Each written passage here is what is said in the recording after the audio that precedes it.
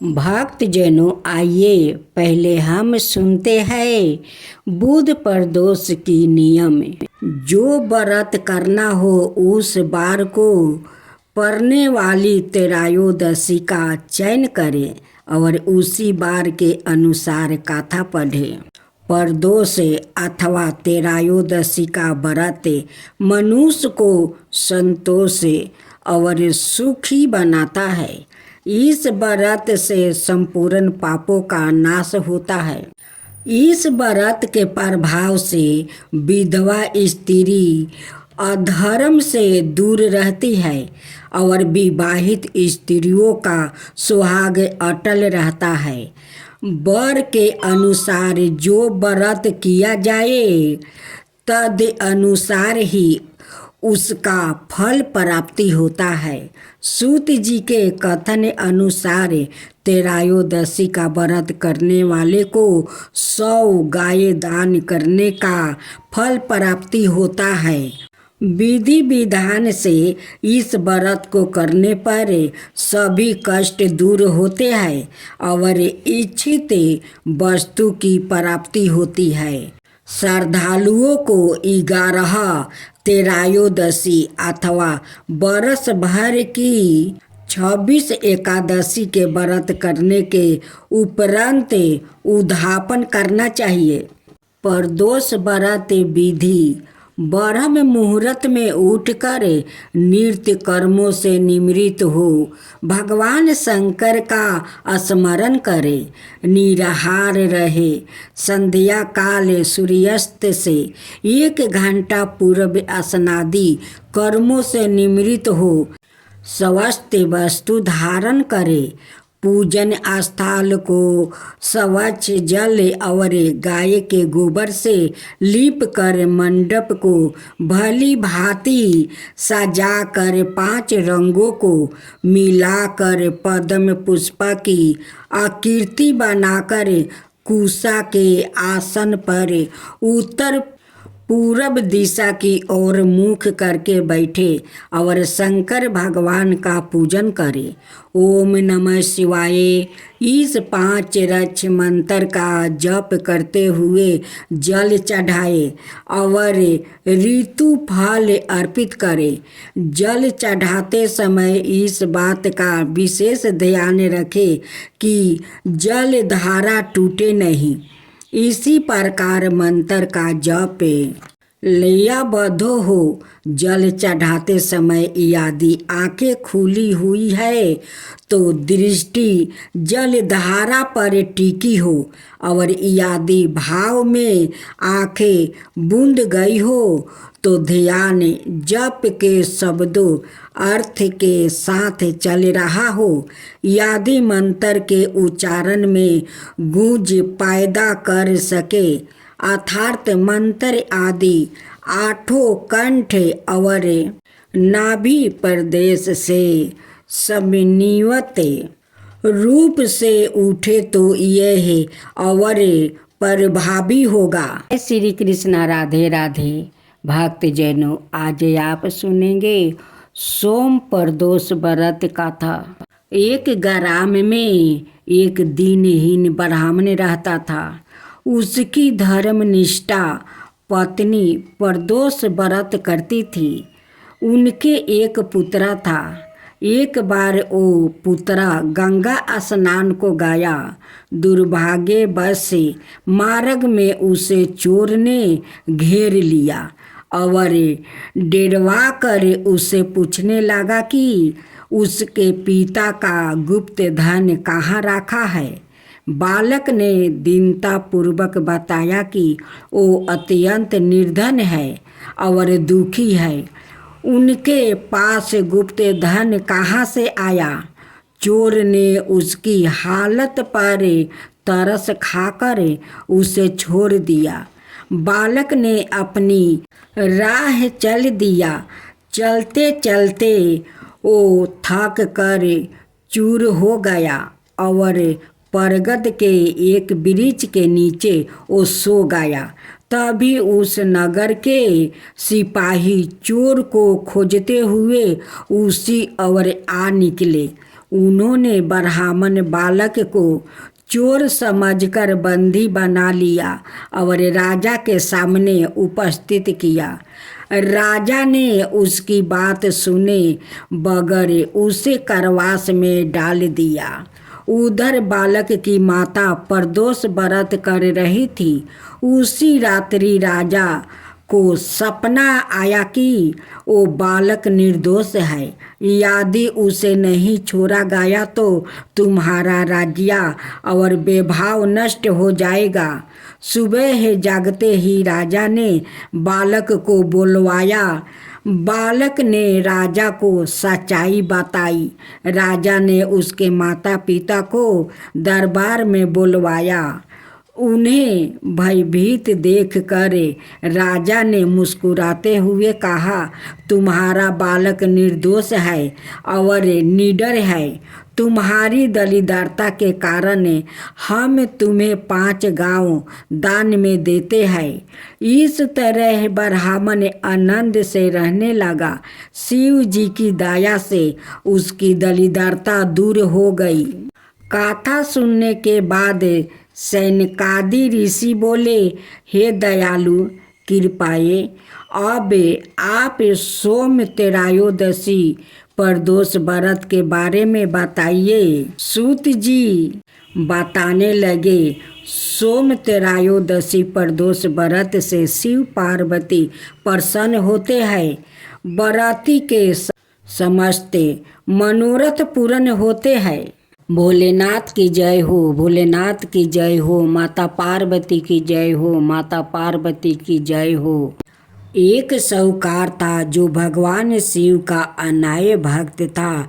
उसके पास धन आए किसी भी चीज की कमी नहीं थी, लेकिन उसकी कोई संतान नहीं थी और वो इसी कामना को लेकर रोज शिव जी के मंदिर जाकर दीपक जलाता था। उसके इस भक्ति भाव को देखकर एक दिन माता पार्वती ने शिव जी से कहा कि प्रभु, यह साहूकार आपका अनय भक्त है, इसको किसी बात का कष्ट है तो आपको उसे अवश्य दूर करना चाहिए। शिव जी बोले कि हे पार्वती, इस साहूकार के पास पुत्र नहीं है, यह इसी से दुखी रहता है। माता पार्वती कहती है कि हे ईश्वर, कृपा करके इसे पुत्र का वरदान दे दीजिए। तब भोलेनाथ ने कहा कि हे पार्वती, साहूकार के भाग्य में पुत्र का योग नहीं है। ऐसे में अगर इसे पुत्र प्राप्ति का वरदान मिल भी गया तो वो केवल 12 बरस की आयु तक ही जीवित रहेगा।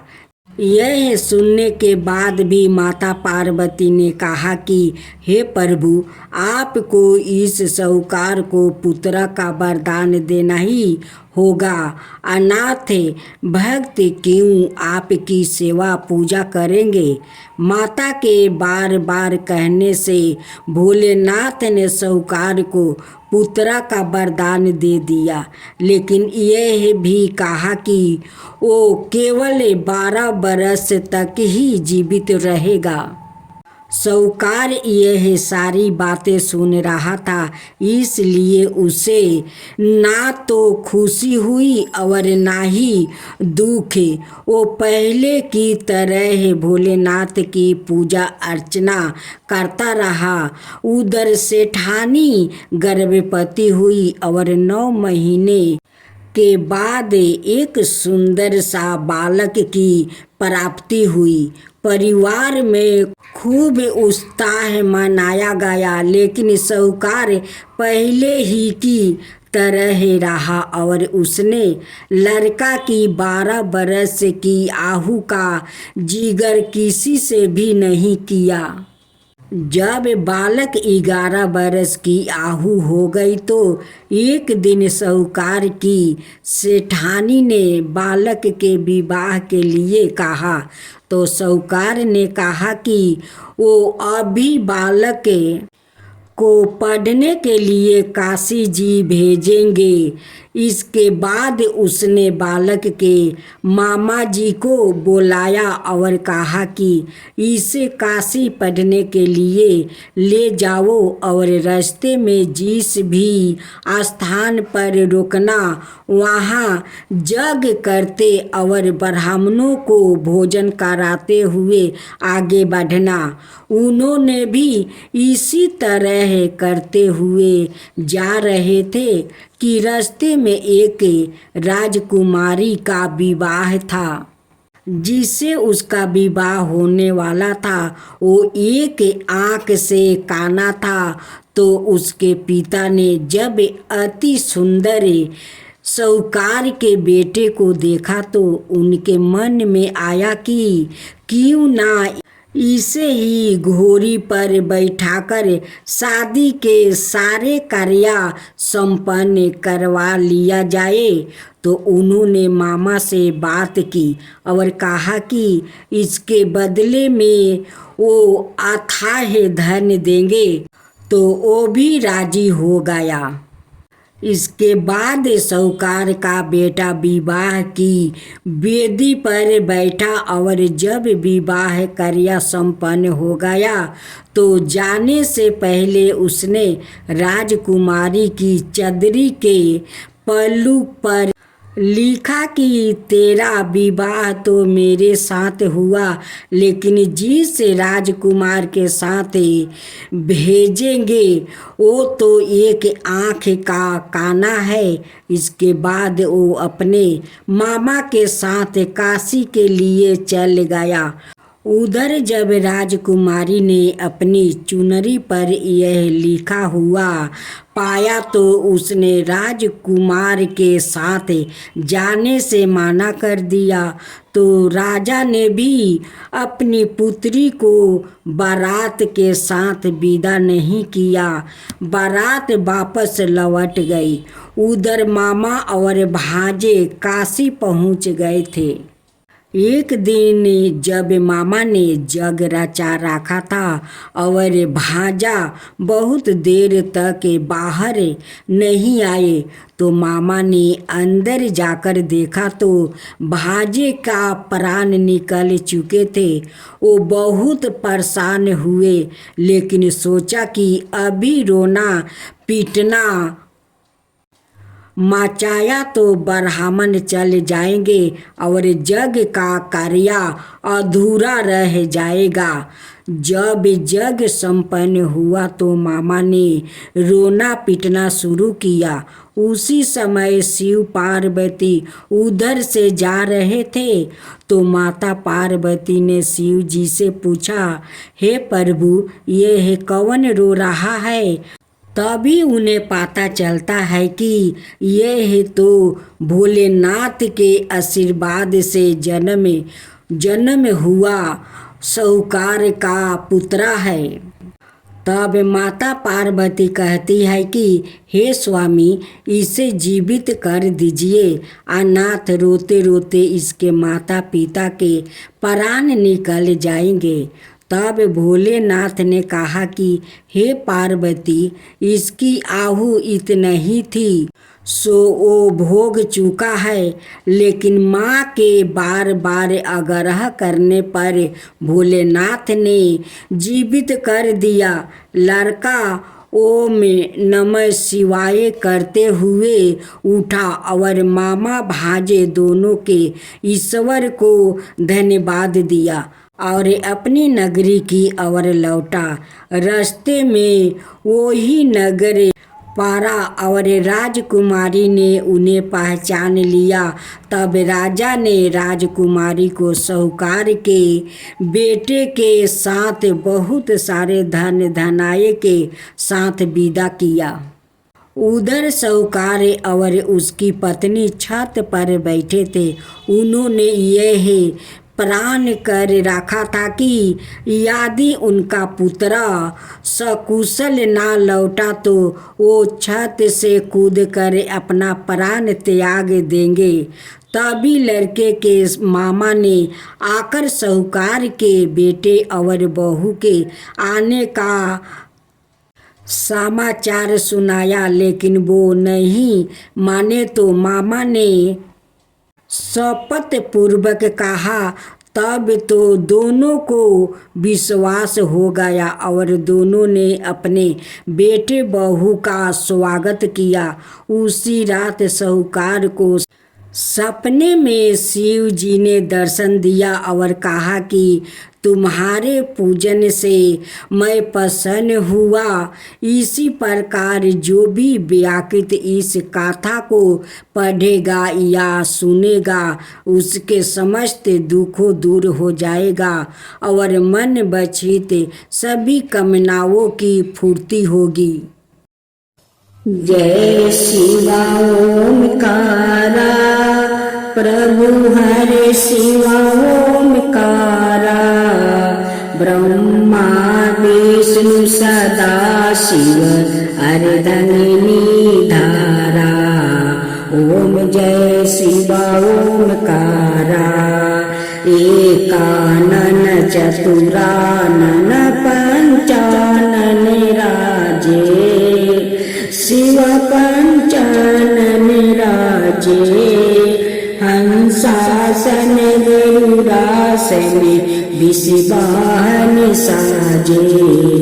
ओम जय शिवा ओमकारा दो भुज चार चतुर भुज दस भुज अति सोहे तीनों रूप निरखता त्रिभुवन जन मोहे।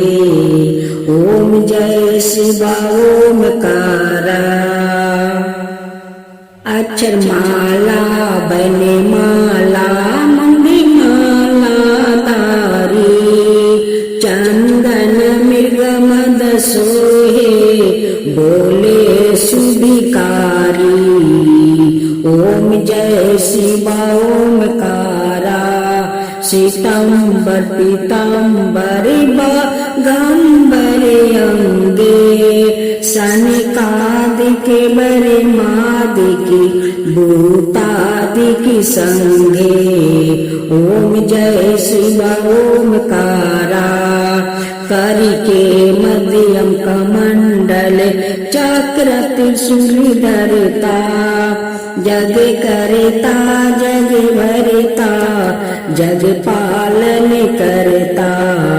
ओम जय शिवा ओमकारा ब्रह्मा विष्णु सदा शिव जानते अविवेका प्राण बचर के मध्यम यह तीनों एका।